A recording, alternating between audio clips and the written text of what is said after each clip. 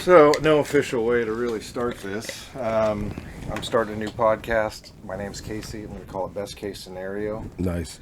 The main premise here, my structure was just going to be emphasis on the guest, childhood, school, life experience, what are they doing now, you know, any projects or whatever. Very casual. But we're here with Damian Rucci. Yep. And Danny Danger. Danny Danger, Davi Nicoll. And Davi and I go way back. I would say way back at least. I would say way back. We were children.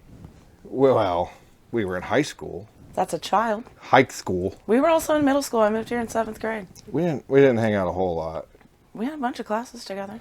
But I wasn't partying with you or anything. No, you were just copying my homework. A little later. Well, it's neither here nor there. We are where we are now. Damien? Yeah. What do you do? What's your life look like right now? I'm a poet, and I bounce around the country doing poetry shows. Which is what brings me out here in this neck of the woods. Joplin? Well, no, I did a show in Lawrence. Okay. And then me and Davey came over here to Southeast Kansas, and now we're on our way to Albuquerque. Oh, I see. I'm doing a festival, so we're gonna do a couple stops on the way. I gotcha. That's what I do. I just bounce around. I started this thing back in Jersey called the Poetry Renaissance. Okay. Which is a whole bunch of open mics and poetry shows for the working class and smoke shops and stuff. But now that's self-running. Tonight, as we record this podcast, I have a show going on back home in New Jersey. Dude, that is cool. Yeah, it's pretty cool. It feels good about it now. So it's working out the way you wanted just it only to? little bits of stresses here and there. But everybody forgets to promote the shows, and I have to step in. Yeah. All right. How'd you get going with that? You seem like a music guy to me. Well, I played in a bunch of really shitty punk bands. Okay. And I made the foolhardy decision to get my 18-year-old band tattooed on my arm. Fuck yeah. Day before we broke up, dude. No. Yes. I was heartbroken. That thing was healing, and you guys I was crying in the hallway in senior year. But yes, I've been doing the poach thing for a hot minute, you know. Good. I mean, there's definitely overlap with music and poetry. Well, definitely. And I also do a lot of punk shows with punk bands and me and stuff like that. So I always bring it back there. But I've just been doing it. I've been hosting shows for 10 years now. It's sort of touring around the country, and then the more you do it, the more you want to do it. And probably the more, just stepping in that direction, more opportunities are going to open up. 100%. That if you wouldn't have stepped to start with, you would never find Exactly. that. Which is why people back home are like, where are you right now? Huh. You're in Kansas? Yeah, right. Southeast Kansas, this little, whatever we want to call this place. A lovely spot. Yeah. Have you stopped anywhere, or you guys gone anywhere? We came from Lawrence. Where'd we go? We went to Meteorito yesterday. Okay. That's a local favorite. Good. Shout out. And we got a good review. Yeah. Mm-hmm. I haven't taken him to the casino yet. Okay. You doing that tomorrow or anything? Or We'll see if we get out there. Yeah. You can miss it. It's okay. I don't really gamble. Yeah. Dude, No, I'm a but we touring could get poet. $10 in free play. Just for being a new member or whatever? Yeah, I think so. Then we hit the jackpot and just run off the middle And of then the night. just Yeah, into the never sunset. look back. Never look back. Never Put look back. it on red. So this is like a stop in your venture then. Okay. Yeah, so there's a poetry festival happening in Albuquerque. So I was like, okay, well, let's do this little journey.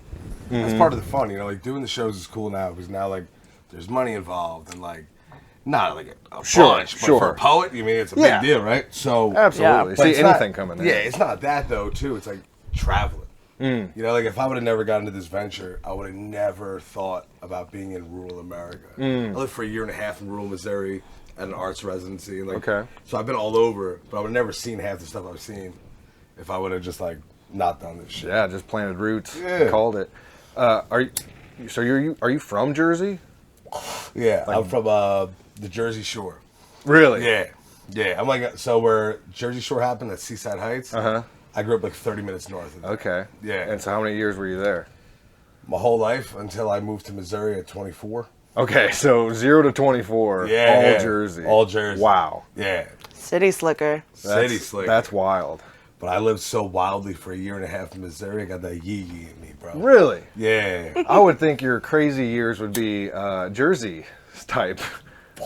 That's what a lot of folks thought. But then I was presented with the bounty of rural America. My first day in Missouri, this kid was like, he's trying to punk me because I'm from New Jersey. He thinks I'm going to be this like really uptight, sensitive kid. He's like, you want to blow up my old car with some thermite and a handgun or tannerite? I was like, yeah. holy shit. So you blew up a car in a field, I'm sure. Yeah, well, actually, it was in his backyard. Or in a backyard. Usually it's a field. And that's what I We was do like, ours in a field around here. see, that's fancy. Whoa. You guys got fields? This was like right on the road. Where y'all getting married at? My God. Fields? Fields, yeah. Yeah. Fields? That's nice. They got some nice fields. Field parties, field marriages, field farmers use the fields. It's a cycle of life around here. Field. Yeah. Poetry. Where did that interest? So I'd always been writing poetry, but I called it lyrics when I was younger, in my bands. Then I was like 21, 22. I was cutting meat because I was a butcher. Nice. You give off butcher vibes. So I was cutting meat, dude, and I rode my bike to work because it was a nice day, and some woman blew a red light, hit me going 65. Whoa. So, like, I lost my basement apartment because I was, like, disabled, right? Had to move back in with my grandmother, right? So I was doing good for my age. Because not everyone lives alone in New Jersey. It's super expensive. Absolutely. I'm cutting meat. I'm 22. Boom, lost everything in a single moment. I was mad. I just started posting the poems I was writing anyway on the internet. One thing led to another. I got invited to a poetry festival in Kansas City. And that's what tied me in. So you're our age. Yeah, I'm 31. Okay, I'm 30. You're 30. 30. 28 or something. I'm 30. I just have great skin. 27. That's what it is. What the hell? You got hit by a car at 22. Yeah. Their fault? Yeah. They blew through a red light. And they said they weren't going fast, but I'm a big dude, and I was a lot bigger then. Uh-huh. And I went 15 feet. She was like, I was only going 20. And they were like, there is no possible way. smacked Do you this see man. the mass of this gentleman? So that's hospital, that's bills? Yeah, all it was a nine? whole thing. It was a whole settlement. And of course, I was horrible with the money. So it came 2 years later, and I always tell people, like, if you don't believe in magic, I'll prove it to you. I made $35,000 disappear in a month. In a month. Yeah. Where'd it go?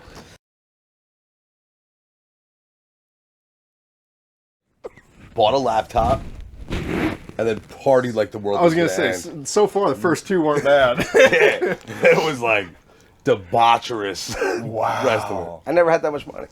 I mean, of course, and especially a young man. Yeah, one day Yeah. I'm working an overnight job, and I get a direct deposit for $34K in my bank account. I literally said, fuck you. Hope I can swear on this program. Absolutely. I was like, fuck you, and I walked right off the job. No kidding. Yeah. I've never had 34,000 hit my bank account at once. I say I do better now, but... What, Not with sure. money? well, with that much money, you know? With that much, yeah. Yeah. No, I'm sure there's a ton of lessons learned, along the way. Yeah, we'll see if it ever comes around the next time. Oh, yeah, the next massive wealth coming your way.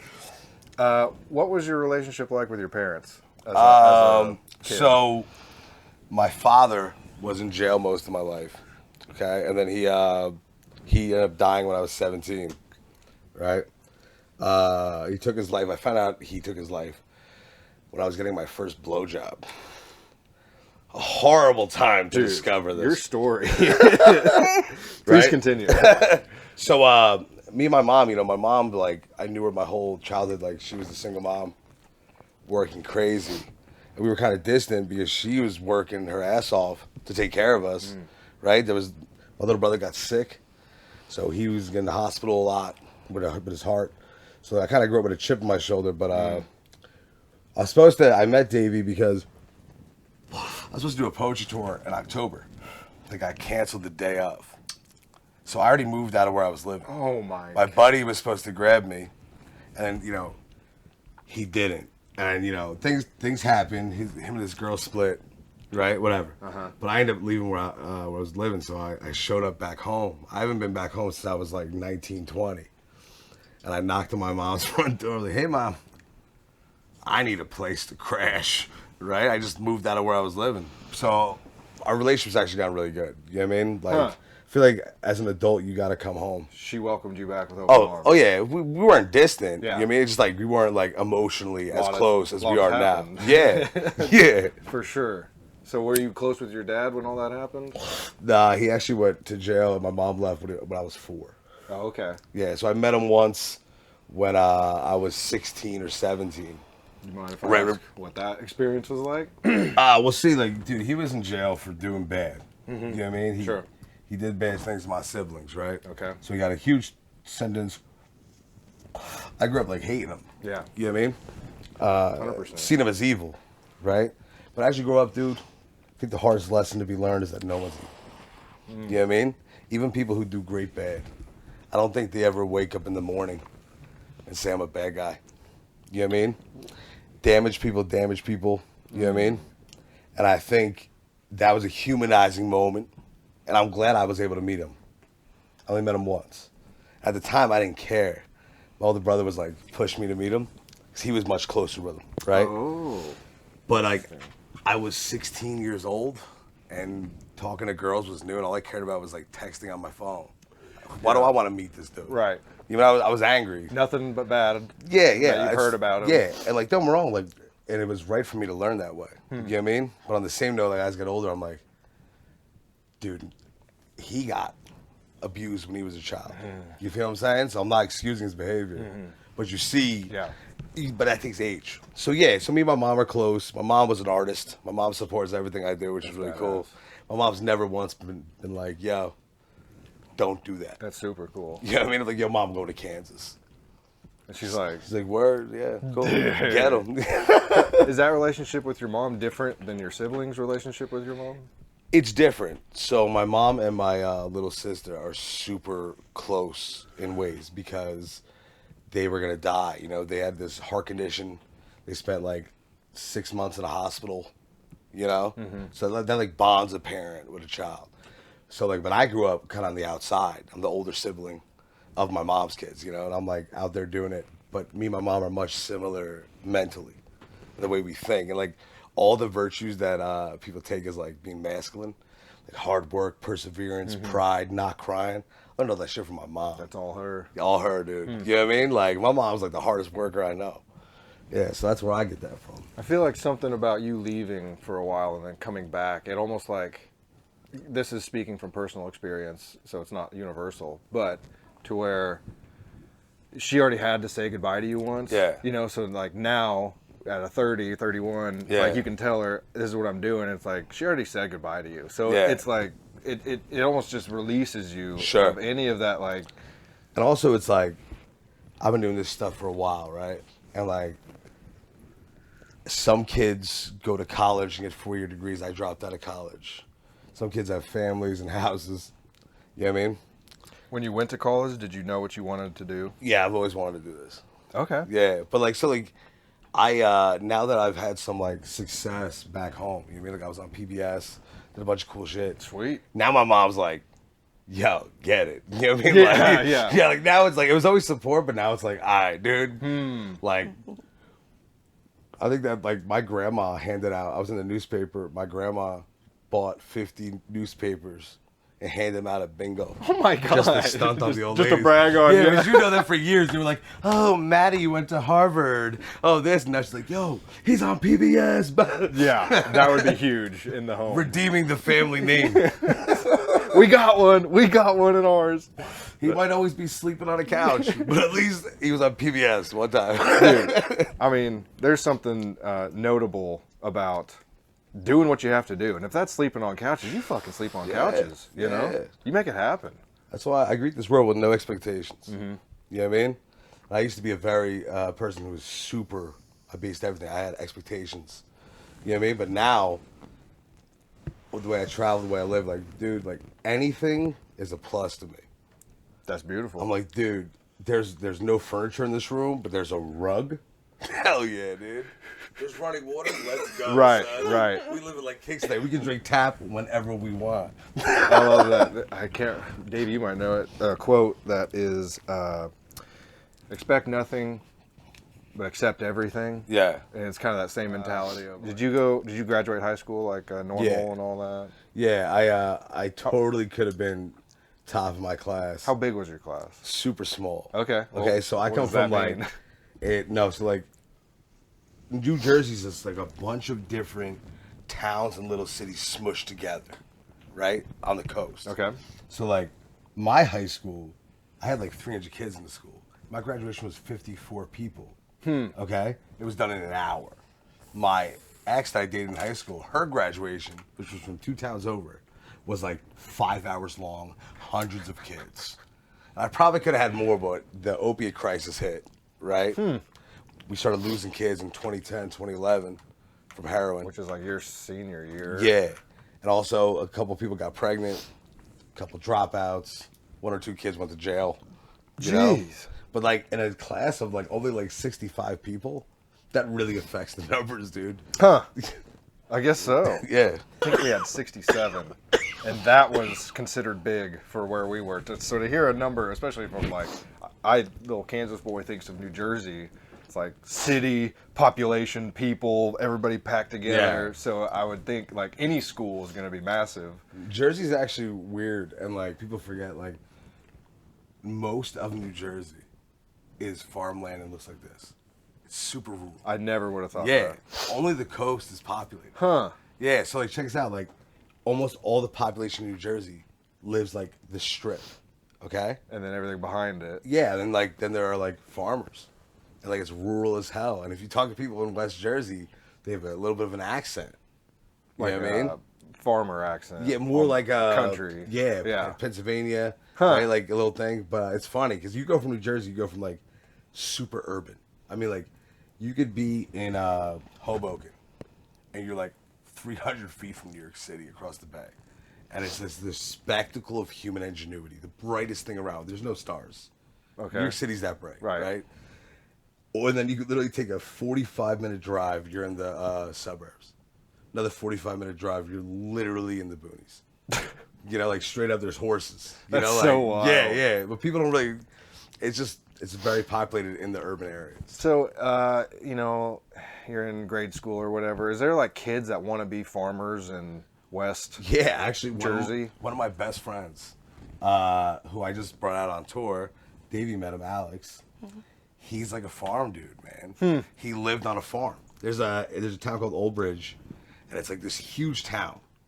And Old Bridge itself is like a little like small city maybe, but then there's like 10 miles of just like land. And Alex lived on a farm. He's really big into vertical agriculture.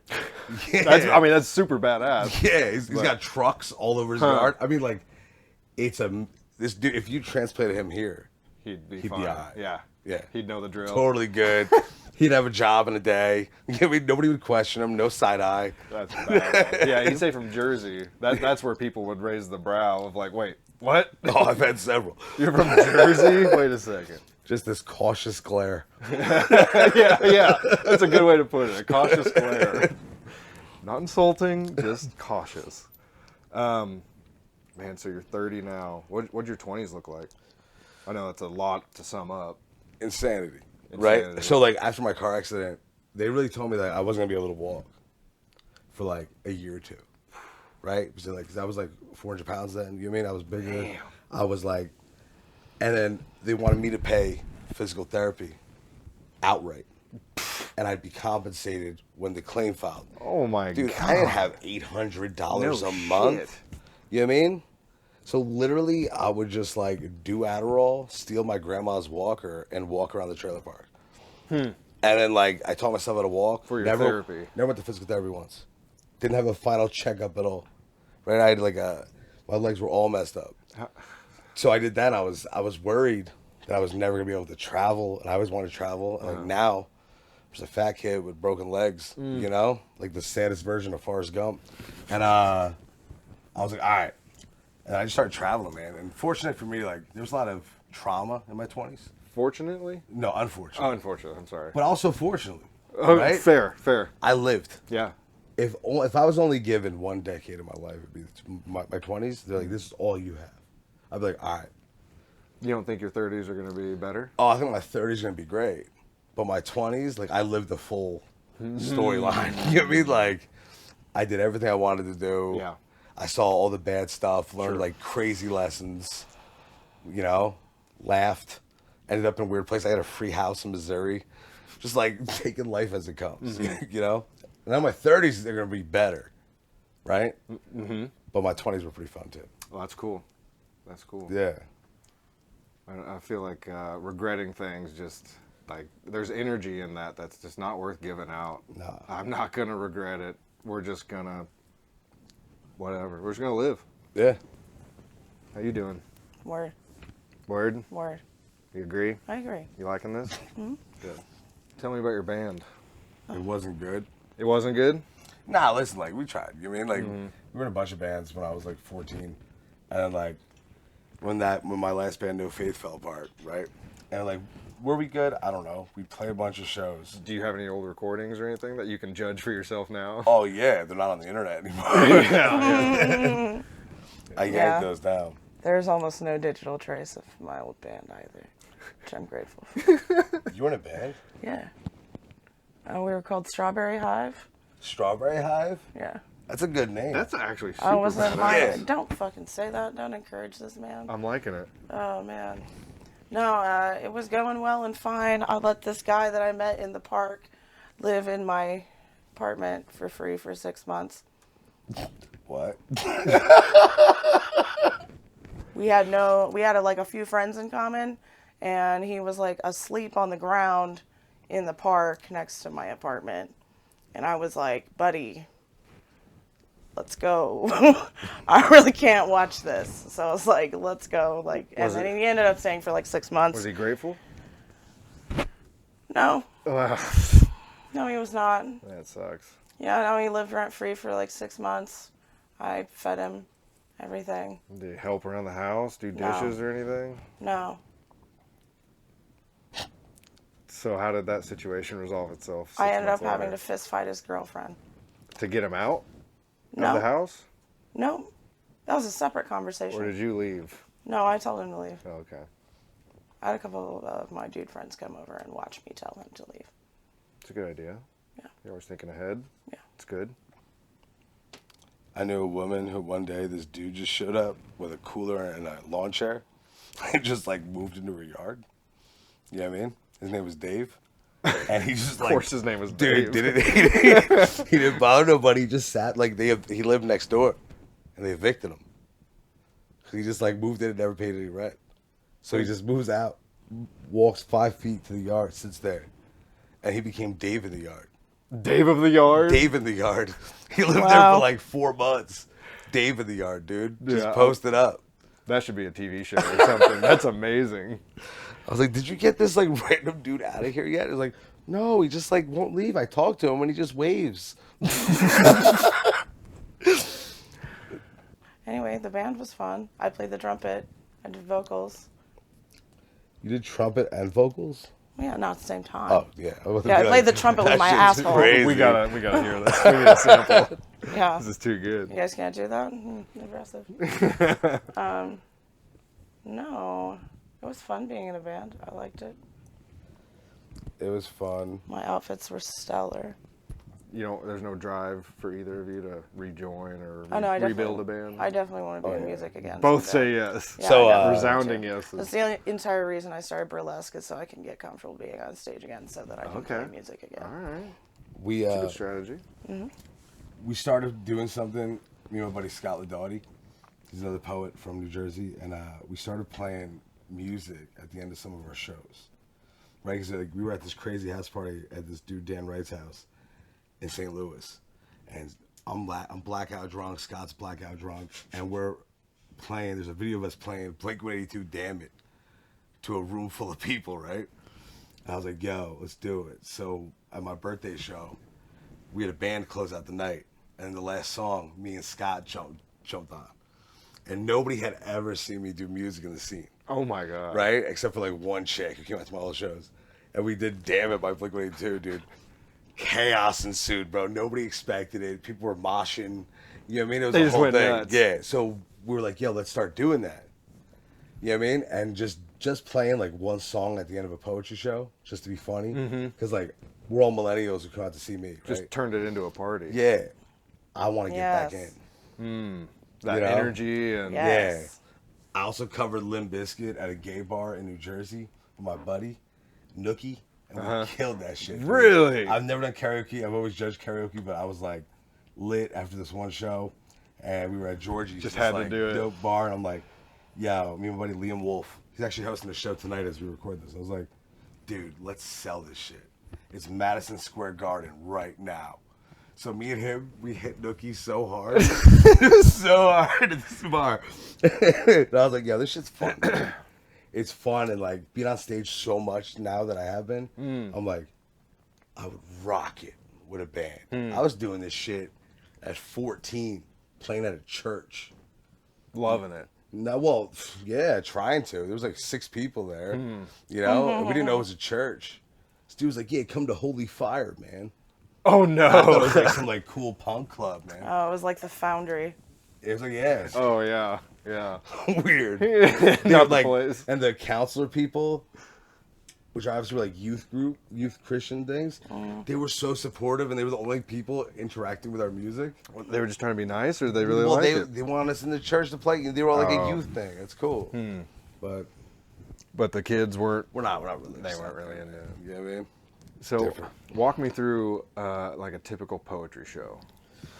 So, What's the layout? What's They're the standard? different for What kind of people? Their shows are very different than mine. David, Okay. you go first. So there's a different crowd and everything. Yeah, we have Okay. just different shit going on at Midnight Market. Poetry shows are at Replay Lounge, which is this dive bar. Okay. It has a stage, so that's cool. We do an open mic, and then we have 2 featured poets. But like then there's an open mic section, and then we'll like everybody will sign up for that, and that'll be like maybe 6 to a dozen people. We'll go read for like 3 to 5 minutes, and then Their own stuff, all original work.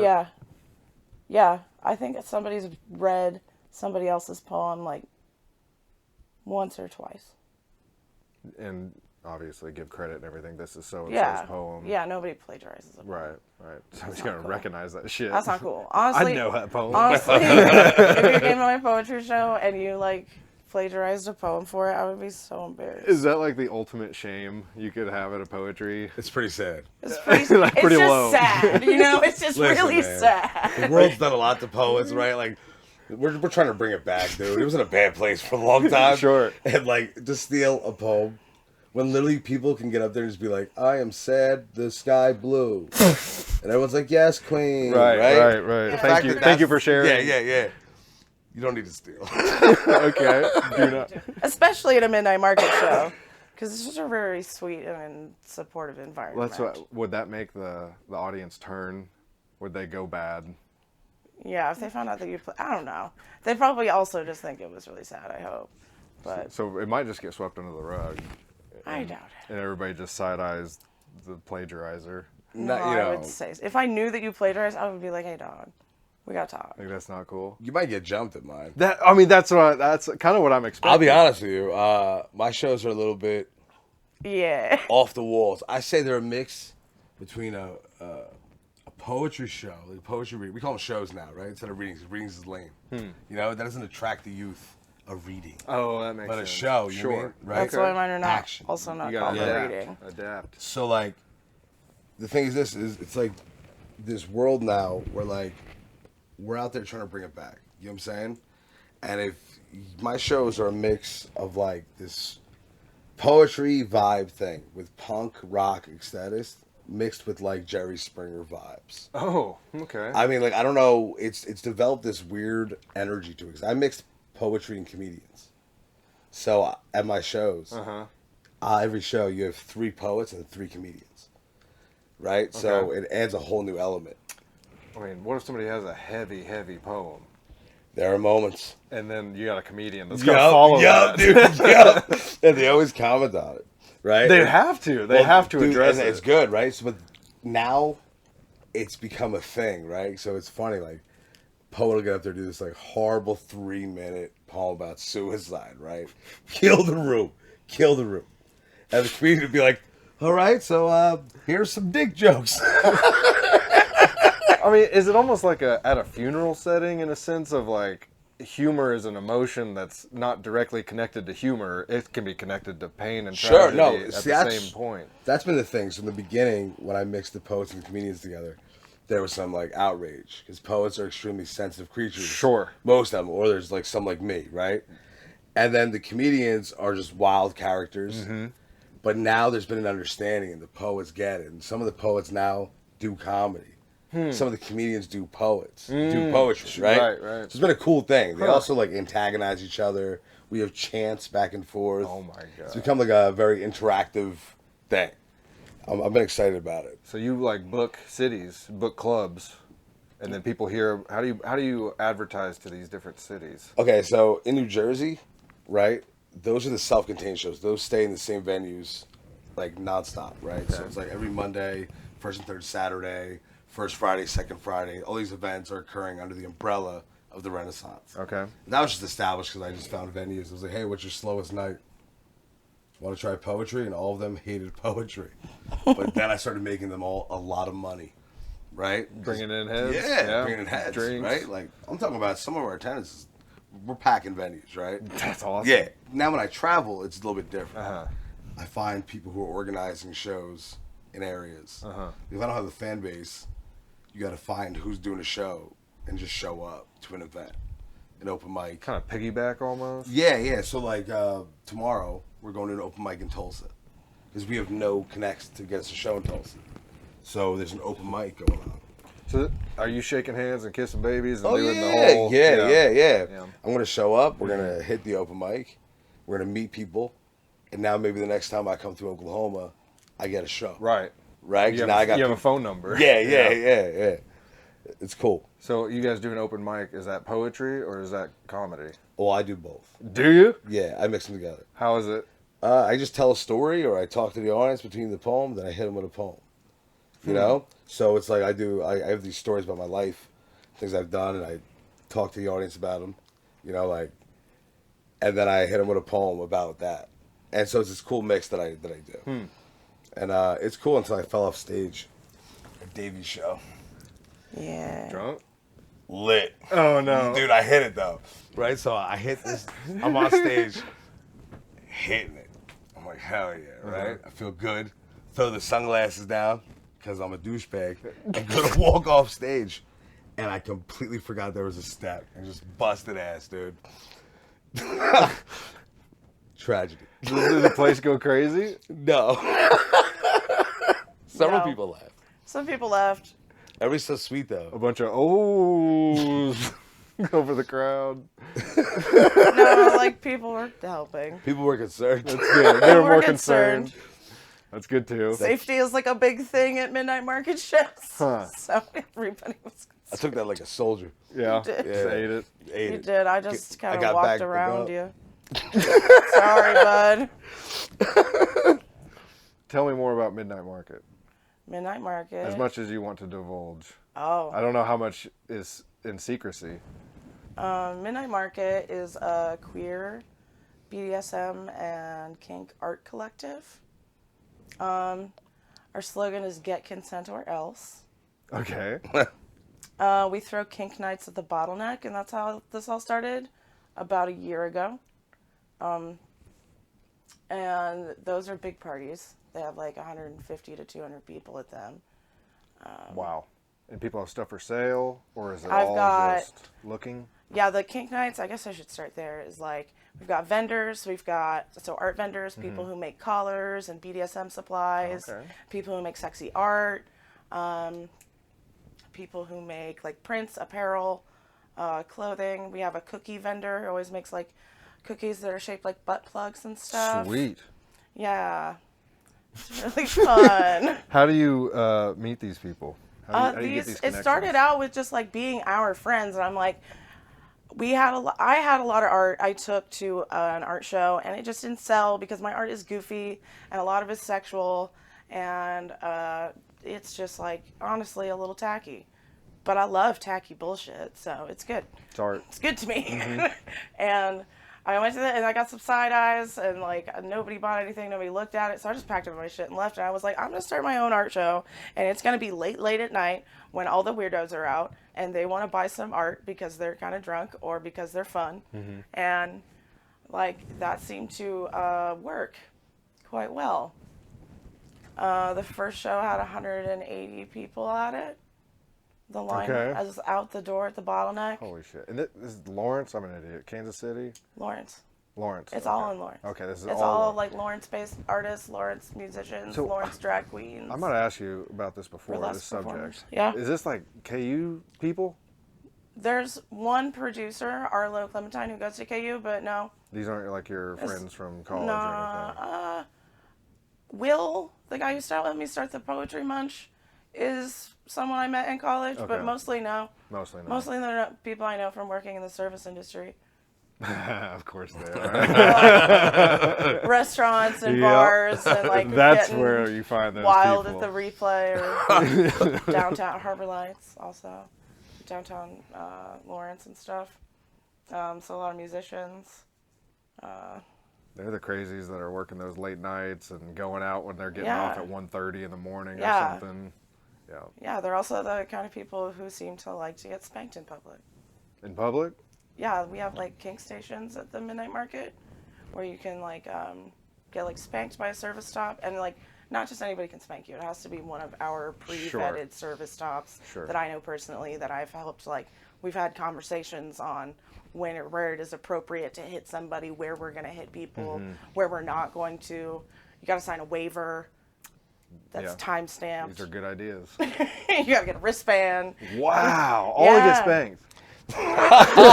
All to get spanked. All to get spanked. And people do. They love it. Wow. There's like a huge line at the spank booth. There's a huge line at the wax play booth. How do you charge for that?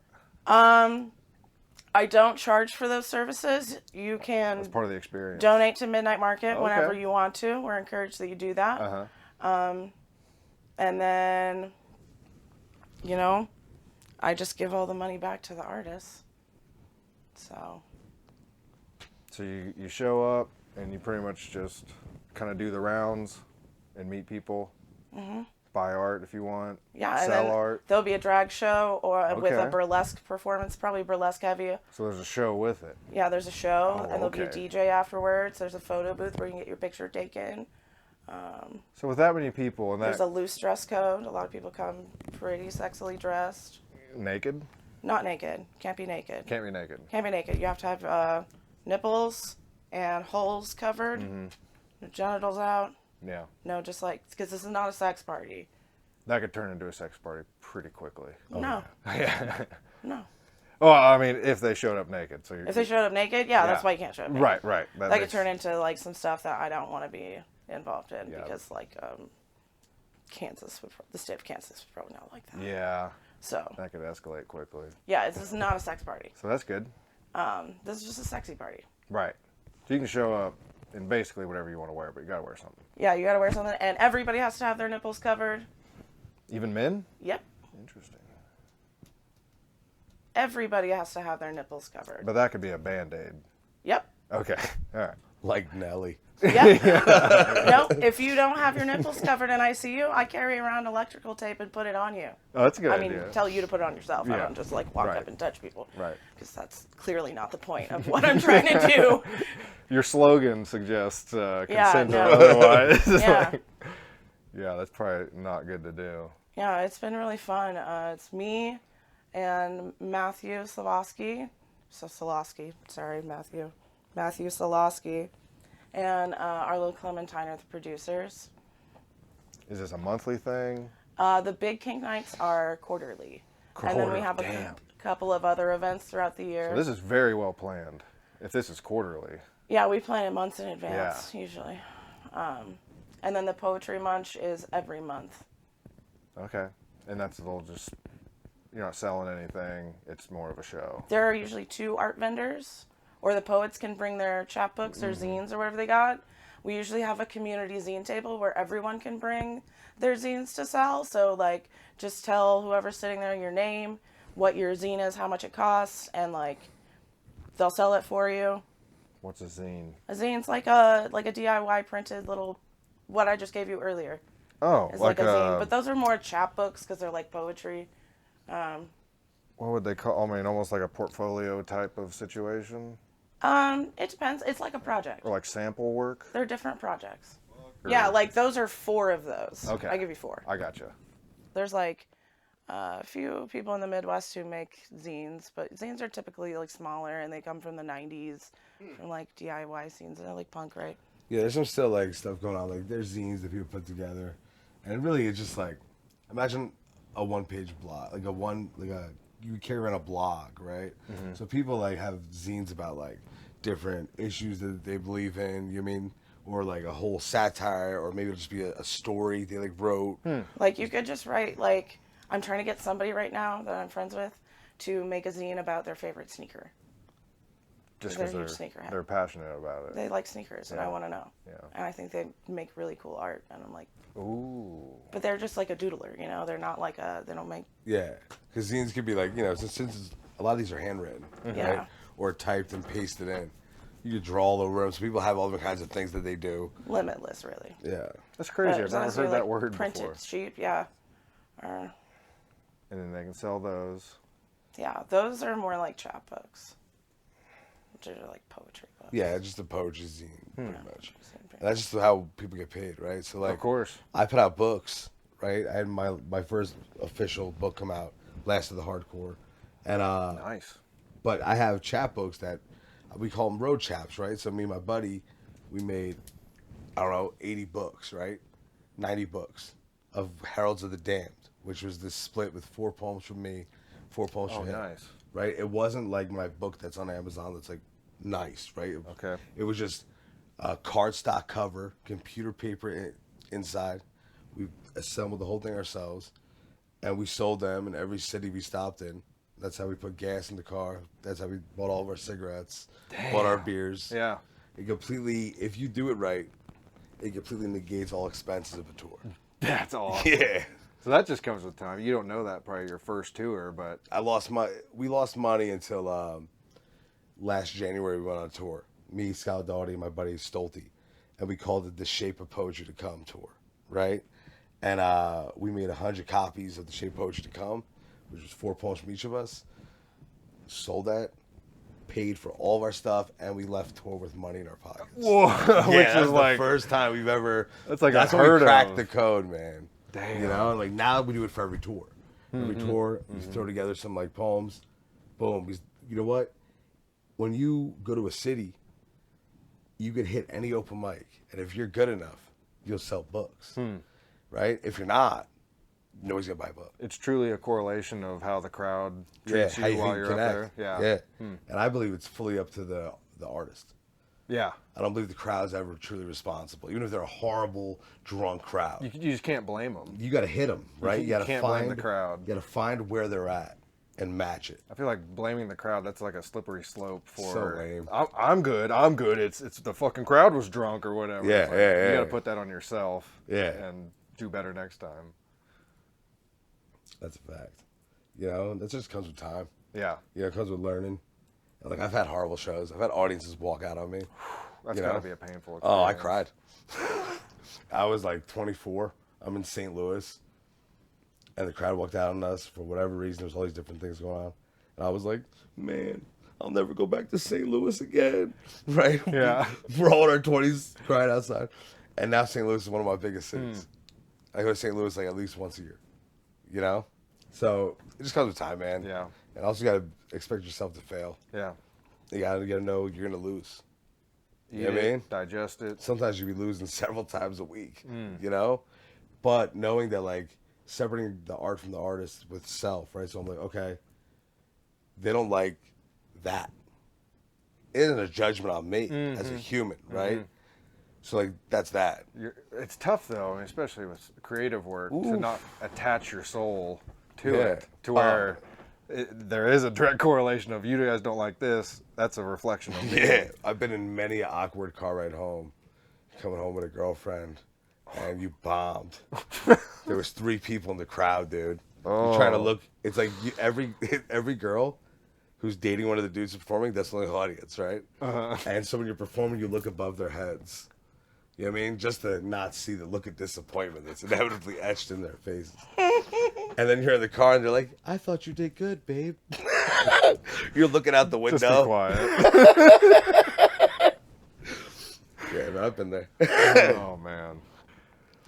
Davey, what was your childhood like? Confusing. Confusing. You saw it. I know a little bit, but not very. I was born in Parsons, Kansas, so I'm Kansas through and through. I have older parents. How old was your dad when you were born? 59. And your mom? 40.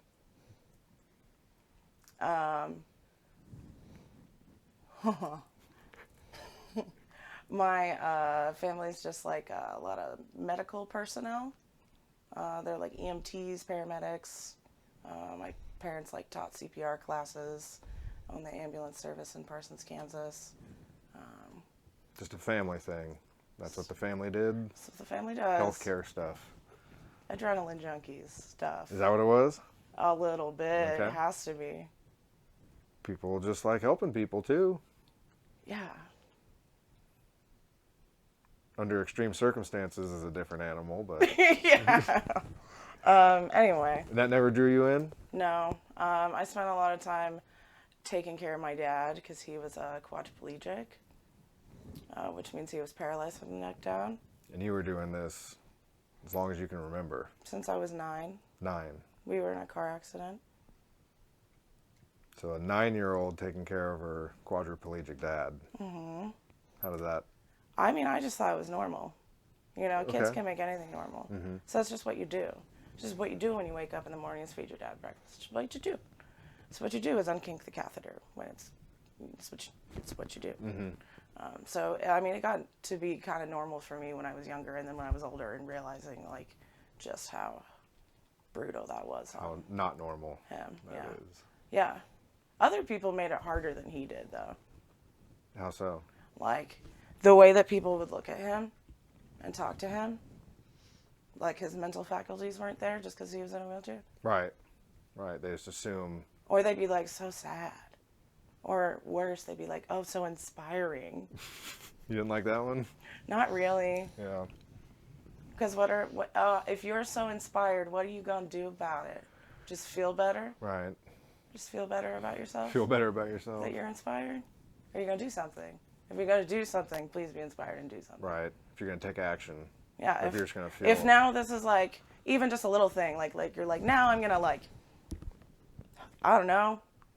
Buy that bicycle that I wanted to be I want a bicycle. And So that makes you grateful to have a body yourself, like great. Right, that's kind of what I was I getting don't at. care. I don't really care. Yeah. But like, don't come up to me and like take time out of my day to be like, oh my God, you're so inspirational because you have to do this. Like, what other choice did I have? Yeah. You know, it's not like I'm a noble person for doing this. It's just what you do. And if you grew up with Christian parents, like I did, and Christian parents who are the special kind of Christians that believe in love above everything and that God is a divine force of love, which my parents do, when you hear like any kind of a thing in your head that you're supposed to do for someone, you just do it because that's God. So like, not only had I not done it like when I feel bad because like, you know, there's also this religious overtone, like it is your duty, Right. especially if you're like Southern Baptist, and your duty is to like respect your elders, especially your father who's a patriarch of your family, you know. Yeah, it's a big responsibility. But at the same time, his like very different approach to masculinity when you can't use your body. So you were 9 when it happened. Do you remember a shift in his personality or anything? Yeah, every time he was like resuscitated, because he was a lot, he would be like slightly different. Every time. Every time. It was a little Like bit different. still him. Uh-huh. Even at the end, you could still see like glimpses of who he really was, and he had dementia and stuff. But like, still totally my dad. Still like, even at the very end, loved me. But like, yeah, he was different every time. So that's what sticks out most to your childhood, do you think? Is that what sticks out most about my childhood? I don't know. Kind of not. I mean, it's a huge circumstance, obviously. Yeah, it's like a huge circumstance, but also like at that point, like it's just kind of like while you're going through something like that, it's really normal, and you know you just kind of roll with it, and you just get up in the morning, you go to Right. school, you talk to other kids, you befriend pregnant girls. Because they're like, you know, shit's weird. Yeah. I'm like, your life can change in an instant, right? And they're like, hell yeah. I know all about that. You want to go to the Chinese buffet? And I'm like, yeah, let's go. Shout out to befriending the pregnant high school girls. What's the happiest time you were as a kid? Nothing particular, doesn't have to be specific. It's what comes to you. Playing the trumpet. Trumpet? Yeah, I was really Music. good at that. I like things I'm good at. I think we all do. Yeah. You definitely gravitated towards things you excel at. Yeah, I did like music and extracurriculars and all sorts of stuff. Is that your favorite class? English was my favorite class. English? Yeah. Because of the teacher? Nope. Because of English? Because I loved reading, Dad. Yeah. And I liked writing poetry. Even more than music? Yeah. And also, like, that changed when I went to college, because I went to KU for college and studied English. Perfect segue. So you didn't waste any time, right? You graduated, and then that fall you were at KU. Yeah. Okay. Yeah, I got a bunch of scholarships to go. Otherwise, I probably wouldn't have gone to college. But I studied English, studied creative writing. My parents supported me to get whatever degree I wanted. So I said, let's get the poetry degree. That sounds fun. Was it? And it was. Hell yeah. Kind of. All right. College was rough. Yeah, I agree. We didn't have a great time in our 20s. But, yeah, I really liked all my creative writing classes. Even at, like, the worst of my mental health and, like, my dad dying and everything. Like, you can see my transcripts. It's, like, straight Fs. Creative writing classes, A's. Wow. Fs, A's, Fs. Something sticks out here. Because it was what I was already doing. I was already writing. Yeah. You know. That's what you wanted to do. You Well, probably it's didn't what want I to have do your other also. classes. I have to. I feel like I have to. Yeah, it's Like, compulsively compulsive. sometimes. Yeah. So, like, yeah, I was already writing. I could do that. And now that was your like job in this class. Yeah. Oh. Okay. Except for screenwriting. I'm bad at writing screenplays. Really? Yeah, I'm really Why is bad that? at it. Story structure, Dialogue. dialogue. Dialogue. I like things that don't have a lot of dialogue, or the dialogue is super intentional. You know what you want to say. Yeah. In your piece. So that was 4 years and then a degree. No. No, it was not. It wasn't. No, it was 5 years, and then like a 9-year break, and then a semester. A 9-year break? Yeah, or something like that. Why didn't I know about a 9-year break? Dog. What was it? 20? Yeah, dog. I just take a break from college. Here's the thing. I thought I graduated, but then my final grades came in, and I got all Fs. Oh. So I like got to walk, and I thought I was graduating. How did you think you graduated if you were rolling with all Fs Because I was barely gonna graduate. already? Yeah. But you counted it and you walked. Well, I didn't have like straight Fs the entire time I was in college, you know. So at that time my GPA was like really low, but like it was still gonna get me graduated. Mm-hmm. But then my last semester's classes came in and dropped it too low. That's painful. Yeah. Did you walk the second time? No. No, I was not proud. I was not very proud when I graduated. Hide my face. like- Graduated finally. I was like, yeah, okay. Even then, like, even when I was graduating, I was like, we'll see, gang. Everybody was like, ha ha. I was like, and then we totally saw, and it sucked. So I had to Am I take, on like, there? a long break from college to work my ass off in the service industry, which caught me. Thank you. So how'd you get from Lawrence to Colorado? What is that path? I ran away for true love. It did not work. It was not true. Not true. It did not work. Fundamentally because I'm an artist is why it didn't work. Was it a crime of passion? Should have been. Just kidding. No, he just dumped me. And that was all that was. How long were you there? 8 months. Okay. Pretty good stretch. Yeah. So I think the last time I even saw you was when I was on the pilgrimage and I crashed on your couch for probably at least 2 nights. Yeah, that was the summer, right? Yeah, that would have been June. Yeah, dog. He kicked me out later that month. Yeah, I remember talking to you about it like recently after. Like, wow. Yeah, That dude I just met that I think yeah, that guy I was gonna start a life with, he said, "Get out." Yeah, I kind of remember that conversation. That sucked. But that was 21 or 22. I think that was summer of 22. Yeah. Does that sound right? Yeah, I think so. So about 2 years. So then where'd you go? How'd you get to where you are now? Do you have a home, or are you just a full-time traveler? I live in a camper right now. Okay. So you're just a full-time traveler? I'm not traveling. I'm stationary right now. Oh, okay. So you have I a do home, live in an RV. but you travel a lot. Nope. Or are you just traveling with this guy? Just going with this dude. Oh, okay. Met him on the internet. Oh, I love the internet. Yeah. Internet's Met him on awesome. the internet. Was like, come read for my show, and he was like, bet. And then it was like, Really? And then it was That was like, the nah. tour I had to cancel. And then he had to Yeah. cancel his tour, and then we were like, okay, let's chit chat, and then like, Boom. Isn't that Just awesome been how that talking. works? Yeah. People talk a lot of shit about the internet, dude, but I couldn't do anything I was doing without it. Yeah.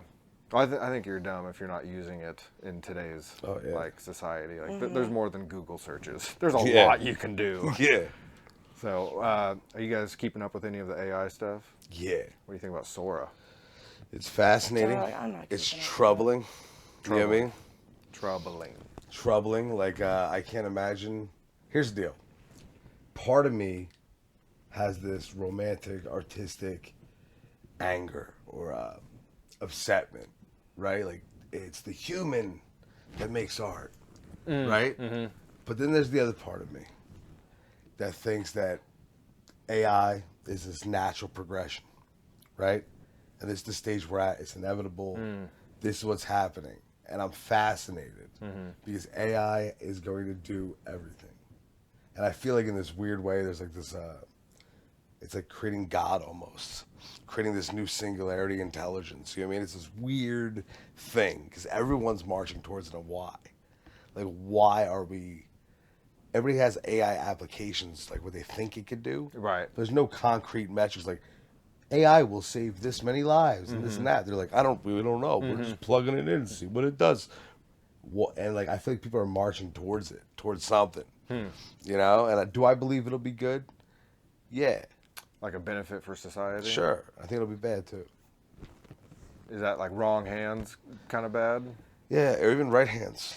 That's kind of my fear is like good intentions don't matter. Like, Yeah. you tried to do good, but you didn't, so now we're all in hell. They did 6 AI simulations, some like Washington War Games thing. Okay? It was 6 AI things that were in this simulated war. And every single one of the AI ones opted for a preemptive nuclear strike. Instead of now, they could have very easily been diplomatic, Yeah. done all these different things, they had all these options. And the AI justified, we have it, why not use it? We have the advantage, use it. I mean, to me, God, that seems just so binary. Like, there's a reason we can articulate this and try to come to diplomatic solutions, but AI, that to me is almost like dumb computer of it's either it's either 1 or it's either 0, and there's no in between. Unless like it crunched all the numbers, And then like right? there's just no way. And it predicted long-term outcomes. I was like, preemptive strike now. Yeah. But that's the worry, right? Because like if an AI comes up with a thing that it's like, we want AI predictive weapon systems. Right. That's what we're going for, Right. right? What happens if, remember in the 80s, the Soviets saw a group of geese. Yeah. They thought it was U.S. missiles. Yeah. And almost started World War III. What happens if AI misdetects, right? And it's thinking that it's doing its purpose, which is preemptively launching. It's not. So, I mean, do you think it's smart enough to predict the future in the sense of like, since you're going to end up here 6 out of 6 times, nuke them now, Yeah. get it over with? See, that's the thing. I think there's a possibility that free will is this thing that we're silly with, right? And that we're like, we're so independent, but we're really just a mathematical equation of possibilities, of impacts, influences, all these different factors that create an equation. This is what this equation will do in this variable. And that's what decision making is. And if that's the case, then AI could probably accurately predict every sort of random. Because then random wouldn't be random. Right. You know what I mean? So I don't know. What's your take on simulation theory? Oh yeah, we're in a simulation. I mean, yeah. it's so weird that it's almost like common knowledge to like our age group. Yeah. To where it's like, oh yeah, I mean, obviously. Dude, like, here's the deal. I don't know what the simulation is, but even in Gnosticism, right? There's like this weird Gnostic stuff that's like, you don't live where you think you live, right? This isn't like God that you worship is not God. Mm-hmm. He's a demiurge that's keeping us trapped. And there's a great God outside. That's who we're striving to get to, right? Even that is a simulation theory, right?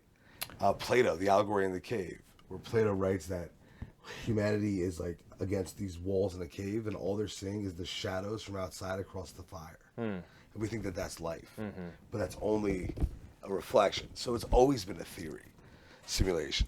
You think simulation kind of predicates a creator? I wonder. Is there no simulation without a creator? That's what I would say in some ways. But in other ways, I don't know if we're not the creator, right? Right. This whole thing, like if you look at Eastern religions, we're all just the universe experiencing itself. And that's the big trick. Because when you wake up, oh, I was God. So all the good you did was to self. All the bad you did was to self, right? But I don't know. I've had a lot of psychedelic experiences that have made me. I wasn't religious at all. Didn't give much thought to religion. Did a lot of psychedelics, and now I'm like, well, there's something out there. Okay. You know what I mean? Like, That's interesting. There's something going on. I don't know what it is. It might all be here in the brain. You know, because like that's part of my view. Is like as above, so below directly correlates to what goes on in the brain is everything. The way I see, the colors I see, how I interpret, all comes from the brain. So, yeah, I think weird. Yeah. I don't know, dude. I mean, that for sure goes to like you create your own reality in the sense of like if you want to be a miserable fuck, go be a miserable fuck. Nobody's stopping you, and there's tons of them around. Like go join a fucking club. And go be a miserable fuck. Or it's like you can appreciate life. You can be nice to people. You can 100% use your good for good in the world. So, to each of you, if you could send a message to the world, what would it be? Smoke weed, eat yogurt. You're gonna leave it at that? No. I was like, I'm not even gonna. Nah. If there's something you want, right? And there's this thing that drives you. It's a fantasy, a dream. And I don't, nothing bad, right? Like if there's a fantasy about breaking into your neighbor's house, probably leave the one on the shelf. But like a passion or pursuit, right? You got to go for it because there's two options. It's either you go for it now, and you go through the hardships of it, the whole thing, and it fails. It could fail, or you succeed, right? But I'd rather be the dude at the bar at the end of my life who failed the whole time, but did it. You know what I mean? Like, I fucking tried, dude. That's, gave my all. So why not do it? That's what I say. I love it. I love that analogy. Guy at the bar. Yeah. You gotta have some scars, some stories. You know some of those dudes. Oh, yeah. Like, the dude's like, yo, yeah, he works a job, he hates it. Yeah. But this dude's had the wildest lore. Right. Especially when you sit down next to him or whatever, it's just like, hey, what's up? And that's where it starts. Yeah. And it's like, oh, you lived there for a while? And then he just keeps tumbleweeding into like, what is your life, man? What has happened? Like, at some point, it gets just so wild. I fought Gandhi. I mean, you could have that, or you could have, nothing wrong with 9 to 5s, but you could have the Monday through Friday 9 to 5 for 30 years, and that's your story. It's like, choose one. Some people have to do it, right? Some people have to. And that is, I believe, in a lot of ways, the more noble path. You feel what I'm saying? In some regards, right? But also, like, dude, if you have people who depend on you, you gotta do what you gotta do, right? You'd always do stuff outside of those hours. I suppose noble in that aspect, but I think if you're stealing energy from your soul and you're putting it into your factory thing that you do, that we've all done, I'm sure, Yep, whatever it is, soul draining job, it's like you're paying a price. And I know you got kids to feed and everything else, but damn, like, And fuck all them kids. Become a poet. Yeah. baby. Fuck work. If you want to get your titties out and it's okay with everyone, go ahead. Fair. You can get behind that.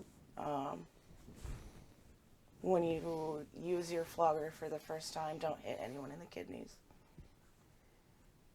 And don't take no shit. Beautiful. That's what I got. Davey, it's always a pleasure. Damian, Pleasure, great man. getting to know you. Great Yeah, talking man. with you. I appreciate you guys doing this. It's my first one, so Hell yeah. it's going to YouTube. Send you the link. Do that. Appreciate you guys. Hell yeah, man.